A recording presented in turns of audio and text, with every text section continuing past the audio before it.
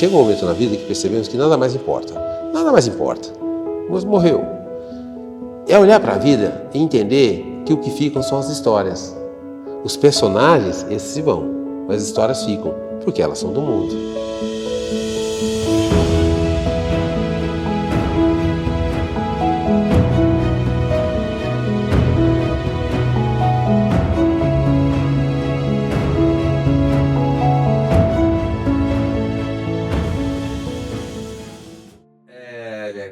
Quem é Joel Silva? É uma pergunta difícil de responder porque a gente conhece o mundo, né? E conhece a gente às vezes muito pouco. Mas eu sou um fotógrafo que descobriu a fotografia da arte com 28 anos. Mas eu sempre fui apaixonado em filme. E eu sempre, por incrível que pareça, meu sonho como fotógrafo era ser fotógrafo de esportes.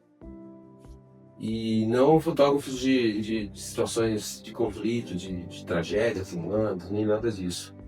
Então eu sempre gostei da fotografia, sempre gostei da fotografia de esportes, mas por um acaso de destino, né, essas coisas do destino, eu fui sendo levado para essas coberturas mais densas, enfim, de questões sociais e tudo mais. Eu sou uma pessoa muito curiosa. Desde sempre, eu acho que isso é uma das minhas maiores características. Então, eu me formei em jornalismo, acabei não ficando no jornalismo, fui para a Polícia Civil como investigadora. Então, tudo nessa linha da curiosidade.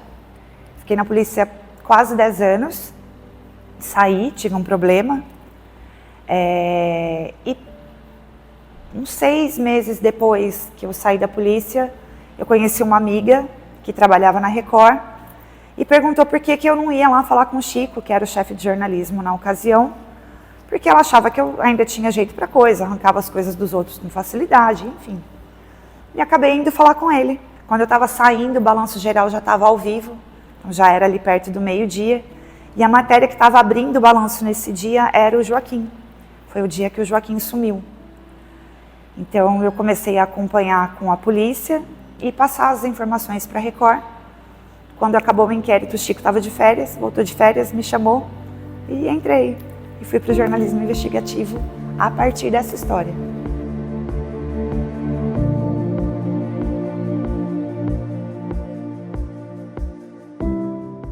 Desde muito criança, eu sempre gostei muito de jornalismo. Eu fui a criança que preferia assistir jornal do que assistir filme. Então, assim, eu cresci com meus pais assistindo telejornal, esses telejornais tradicionais da TV aberta. E isso sempre esteve, assim, dentro de mim, mas nunca foi, até então, uma possibilidade de profissão.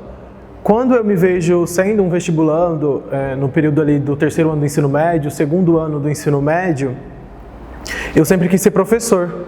Porque eu achava que eu queria trabalhar com educação, porque eu sempre tive essa vontade de transformar o mundo, né? Esse ideal utópico aí de transformar o mundo.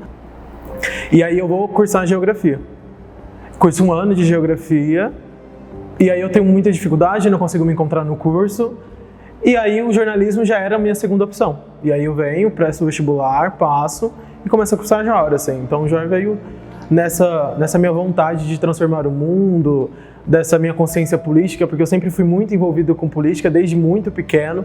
Então eu acho que o jornalismo ele passa por isso, passa por essa política, passa por essa transformação, pela informação, enfim. E aí eu acho que essa minha vontade de transformar o mundo, de dar voz às pessoas e de contar histórias, porque eu sempre gostei muito de escrever, sempre gostei muito de português, então acho que é isso, assim, que me trouxe até o jornalismo.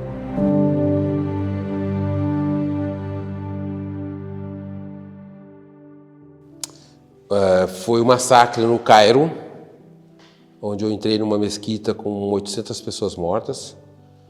E ali não só as imagens das pessoas esticadas no chão sangrando, mas também com o grito das pessoas que estavam vivas ali, parentes. Então, e o cheiro do sangue.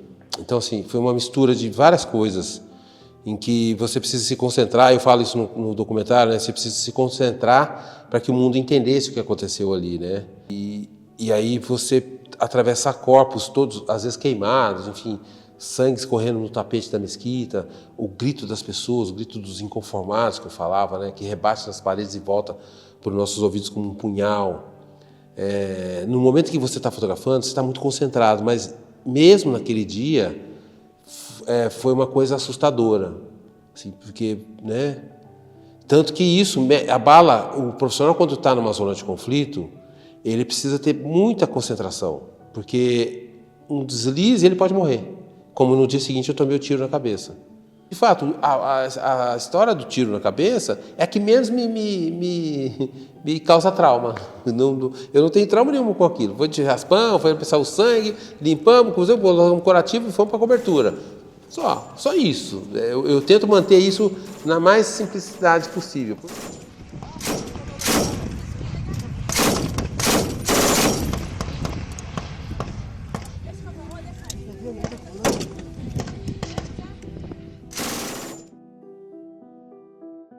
O que me carrega mais são as coisas que eu vejo emocionalmente, né? Sentimentalmente, os gritos, as dores, a tristeza, a fome, tudo isso é o que me carrega mais. Na versão apresentada na época, Guilherme Longo falou que teria dado banho e colocado Joaquim para dormir. Saiu por volta de 11 horas da noite para comprar drogas. Voltou 1 hora depois. Na manhã seguinte, foi ao quarto novamente do menino e ele não estava mais lá. As investigações da polícia levaram a outra conclusão. Guilherme teria aplicado doses excessivas de insulina. Joaquim teria morrido.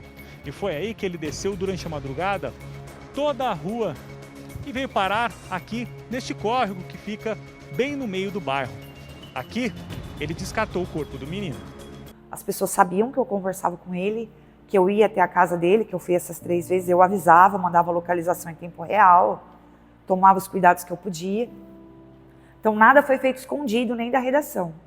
Mas começou a ter uma pressão para conseguir essa entrevista logo. 4 horas da manhã, mensagem do Guilherme, avisando que queria gravar comigo no dia seguinte, mas que tinha que ser só eu, não era para levar a equipe. Falou que ele estava decidido a contar a verdade, que as pessoas tinham o direito de saber toda a verdade e que ele tinha me escolhido para poder fazer a entrevista. E foi aquilo. E foi a entrevista e aí ele confessa que matou o menino, mas com mata-leão, não com uma alta dosagem de insulina. Explica o que aconteceu nos dias anteriores e posteriores do crime. E foi o que aconteceu. Gravei.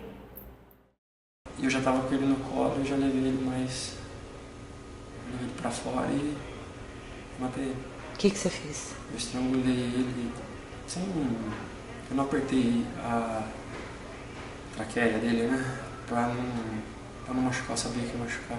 Simplesmente comprimia a lateral do pescoço dele pra... Foi o acidente dos meninos do ônibus universitário na rodovia Valdir Canevari, entre Nuporanga e São José da Bela Vista, em que 12 estudantes universitários morreram em 20 de fevereiro de 2025. A informação inicial é que 12 pessoas morreram e outras 18 ficaram feridas nesta batida envolvendo um ônibus e um caminhão. Segundo a polícia militar, além do motorista, o ônibus levava 29 passageiros, a maioria estudantes universitários. Eu lembro que era por volta de 10h40 mais ou menos da noite. Eu estava já morando aqui em Ribeirão e aí o telefone toca. E aí era um colega meu que eu conheço lá de São Joaquim da Barra. E aí eu atendo e aí ele fala: você viu que teve um acidente com os meninos e já tem 8 mortos? E aí eu falo: não vi. E aí eu vou atrás. Passei a noite inteira cobrindo o caso daqui de Ribeirão, em contato com nem sei quantas pessoas eu conversei naquele dia. Lá de São Joaquim, que foram me mandando imagem, que foram me mandando informação, que eu fui conversando por ligação, por mensagem, enfim. E aí fui apurando assim essas informações. E aí quando é 2 e alguma coisa da manhã, eu consigo conversar mais uma vez com fontes minhas do Corpo de Bombeiro de Orlândia e do SAMU também. E aí me confirmam que as vítimas que não estão nos hospitais, que não foram resgatadas, eu recebo um áudio que fala assim: Guilherme, todas as vítimas que tinham o mínimo sinal de pulsação, ou seja, de vida, de chances de vida, já foram resgatadas e estão nos hospitais de Nuporanga ou de São Joaquim da Barra. Todos os demais estão em óbito e estão encarcerados nas ferragens. Encarcerados presos nas ferragens do ônibus, enfim, estão no local do acontecimento. O Romarinho. Cadê o Romarinho?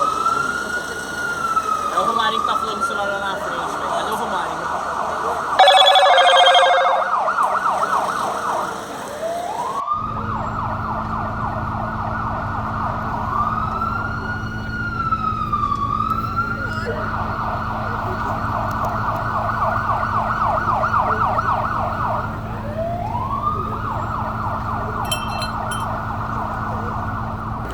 Quando eu recebo essa informação, eu já não sabia mais como responder para as pessoas que estavam o tempo todo me mandando. Então, era pais, amigos, irmãos, tias, enfim, familiares, amigos, conhecidos, querendo informação a todo custo. Ai, moço, você não sabe nenhum lugar que eu possa tentar entrar em contato. Tentei ligar para os hospitais, o de São José não atende. Ai, eu não sei mais como que eu faço. Inconscientemente, Gabriela,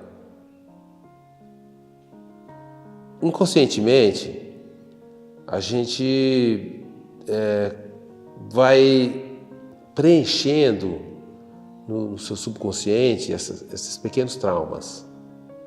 Às vezes a gente não percebe, mas ele vai preenchendo ali, ele vai enchendo, né, o seu cérebro desses pequenos traumas. Então, muitas vezes eu olho para isso, eu tento um pouco esquecer. Bom, enfim, a vida, o mundo é isso, a gente tenta se enganar ali, sim, ok. Mas elas voltam, né? Voltam em forma de sonho, uma coisa que você precisa saber, por exemplo, que é rotineiro, acontece ainda até hoje, depois de anos ainda. Eu acordo de madrugada no meu quarto, às vezes quando eu estou muito cansado, ou eu estou muito estressado, vou dormir cansado, de noite é comum eu acordar assustado, abrindo a porta, achando que estão invadindo minha casa. Eu já acordei no corredor, descendo a escada da minha casa, tem 3 pisos, eu estou no meio do corredor descendo as escadas fugindo. E muitas vezes eu acho que minha mulher está deitada do lado morta. Eu fico mexendo nela, está toda queimada. A mão, eu pego na mão, acho que a mão está queimada. Essa é uma situação muito comum para o estresse pós-traumático. Eu sou capaz de ouvir até o som da voz assim ainda, sabe?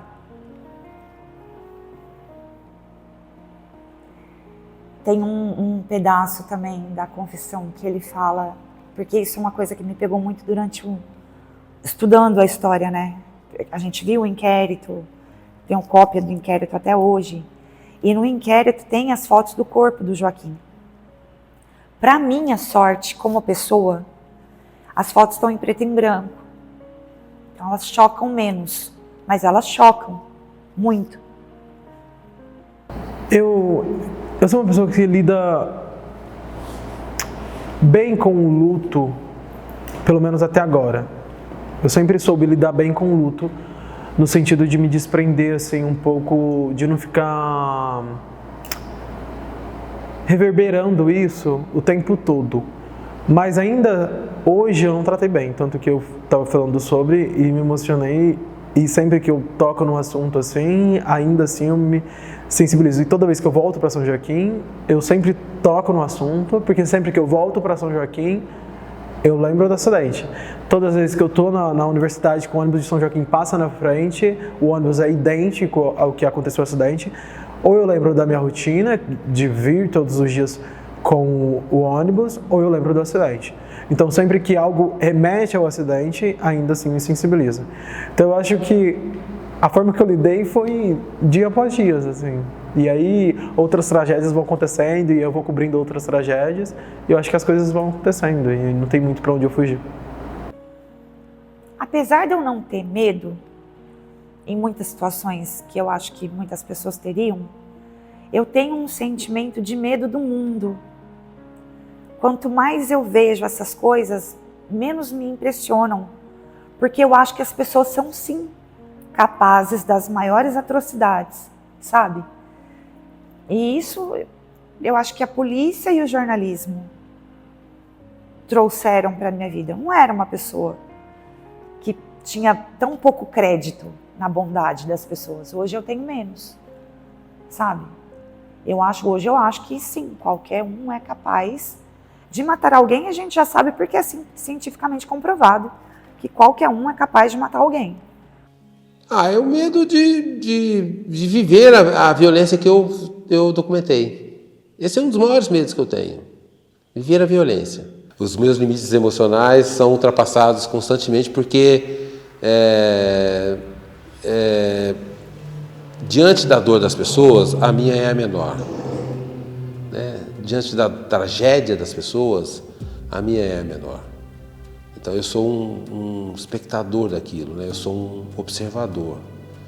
Então, por mais que as coisas me machucam, eu sou obrigado a isolar essa dor, né? Ou ignorar essa dor ou esse sentimento para colocar no meu trabalho a dor das pessoas.